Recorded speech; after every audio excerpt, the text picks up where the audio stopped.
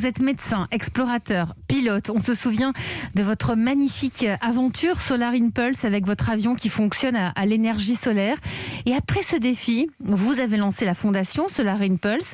Et avec près de 400 experts, vous avez certifié là récemment 1000 solutions pour permettre aux entreprises et aux citoyens de préserver l'environnement. Un sacré challenge lancé il y a 4 ans et demi lors de la COP22. Vous venez juste de présenter les lauréats. Alors pour être lauréat, il faut avoir une solution qui préserve l'environnement, mais qui est aussi rentable. La transition écologique, Bertrand Piccard, passe-t-elle désormais par les entreprises ? Elle passe par les technologies propres, elle passe par les énergies renouvelables, à condition qu'elles soient rentables. Et c'est la manière de convaincre les entreprises, mais aussi les gouvernements. Il faut voir que tant que la réglementation, le cadre légal reste laxiste, basé sur des vieilles technologies, et qu'il est légal et permis de polluer, il n'y aura pas grand-chose qui changera. Donc il faut convaincre les gouvernements, il faut convaincre les entreprises. Pour ça, il faut parler leur langage. Et ce langage, c'est celui de la création d'emplois et du profit industriel. Et ça, c'était le pari depuis 5 ans avec la Fondation Solar Impulse. On a réussi. Avant-hier, on a eu la 1000e solution. C'était une immense émotion dans l'équipe parce que c'était un chiffre un peu virtuel jusqu'à ce qu'on le touche. Puis tout à coup, on se dit, il y en a 1000, on est même à 1008 parce qu'on continue les labellisations maintenant. Mais pour que tout le monde comprenne bien, qu'est-ce qu'il faut remplir comme case pour être labellisé? Parce qu'il faut donc être rentable, il faut changer le monde, principalement d'un point de vue environnemental.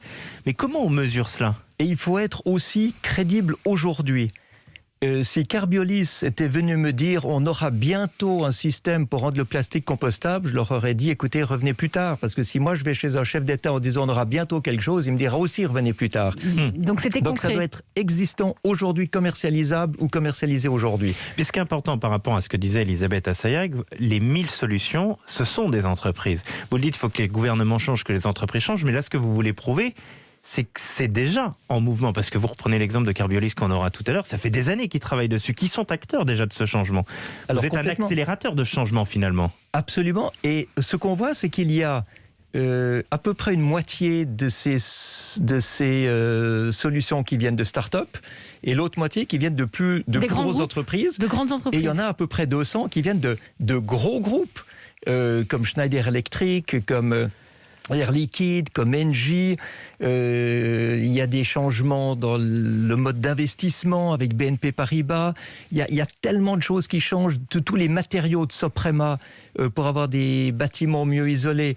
Tout ça, c'est juste à disposition, mais ça ne se sait pas assez. Donc ça signifie que cette prise de conscience ne vient pas seulement des startups, mais ça y est, les grands patrons aussi s'en sont emparés de cette prise de conscience, de ce devoir de changer le monde.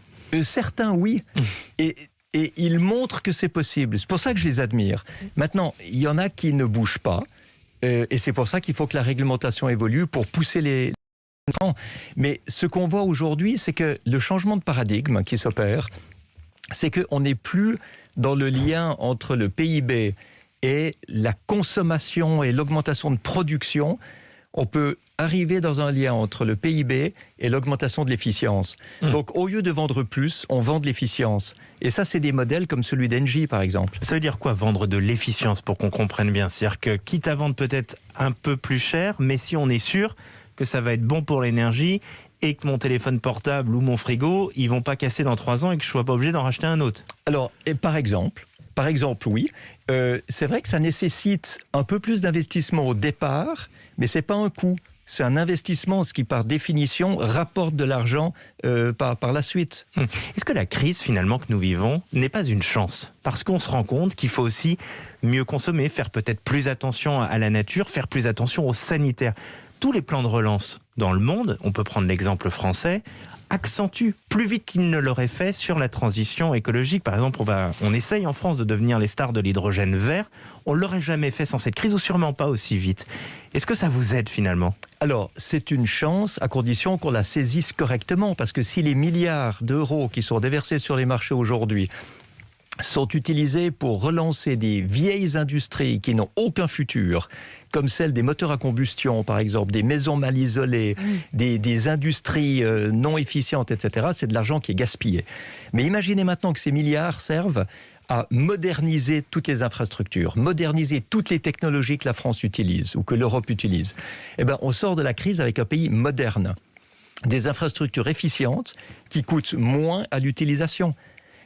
Ça augmente le pouvoir d'achat de tous les citoyens s'ils payent moins de factures d'énergie, moins de factures d'électricité, moins de factures pour l'eau, etc.